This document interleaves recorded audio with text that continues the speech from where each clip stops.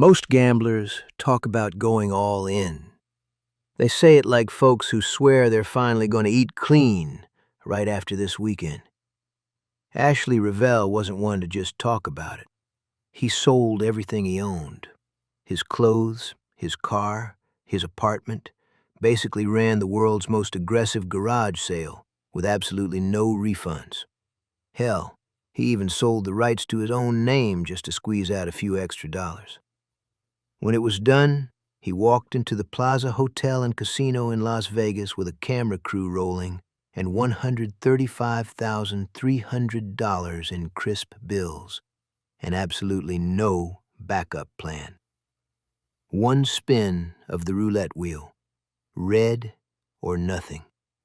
And this was no quiet backroom gamble. Folks lined up, lights glowed overhead, equipment hummed. Casino staff stared at him like he'd just asked to mortgage the blackjack table. The floor manager, an honest man probably, leaned in and said the words he'd probably never want to ask an all-or-nothing gambler.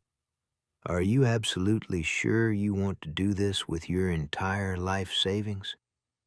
And when Ashley nodded, the dealer and the floor manager by his side both hesitated for a moment. No, not fear, not judgment, just disbelief. That moment, that beat of silence, was louder than any slot machine on the strip. Now let's talk about roulette for a second. Of all the games to bet your entire existence on, roulette is bold. That's like choosing rock, paper, scissors to decide custody. It looks simple enough that you start trusting it. A wheel, a ball, a couple of colors, and a promise that maybe, just maybe, fate ain't all that random after all. That's how it gets you. Ashley didn't pretend it was anything fancy or complicated. He didn't hedge, didn't split the bet, didn't whip out a martingale chart like some guy who watched 2 YouTube tutorials. The man didn't even ask for a miracle. He just placed the chips once the ball started rolling. Red.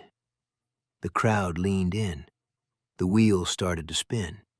And once that wager was placed, there was no taking it back.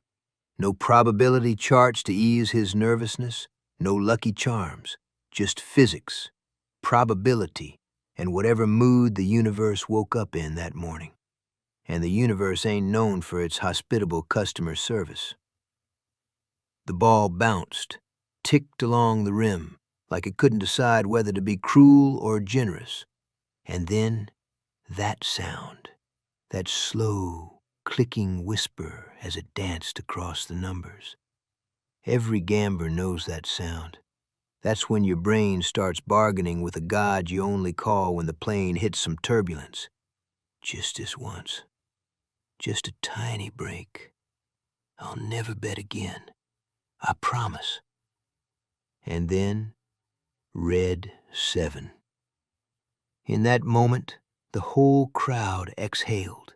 Just like that, Ashley doubled his money. The chips were counted. $270,600 now in his palms. And here's where most folks lose the plot. Most gamblers, with adrenaline still humming and the lights brighter than ever, go right back to the wheel. That's usually the moment someone says, "Well, I'm already up.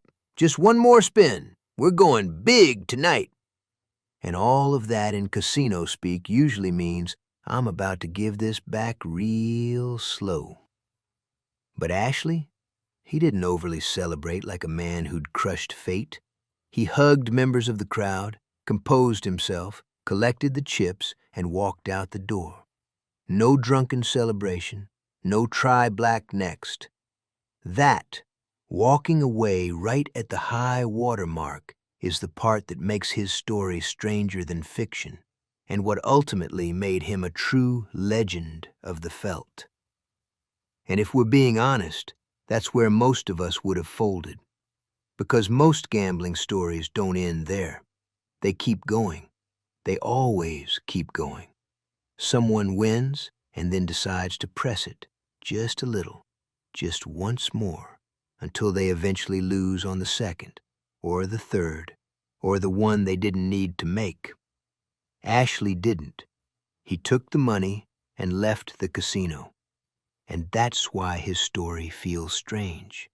Because most of the gambling figures I talk about never had the discipline to walk away when their chips were stacked high. Some couldn't, some wouldn't.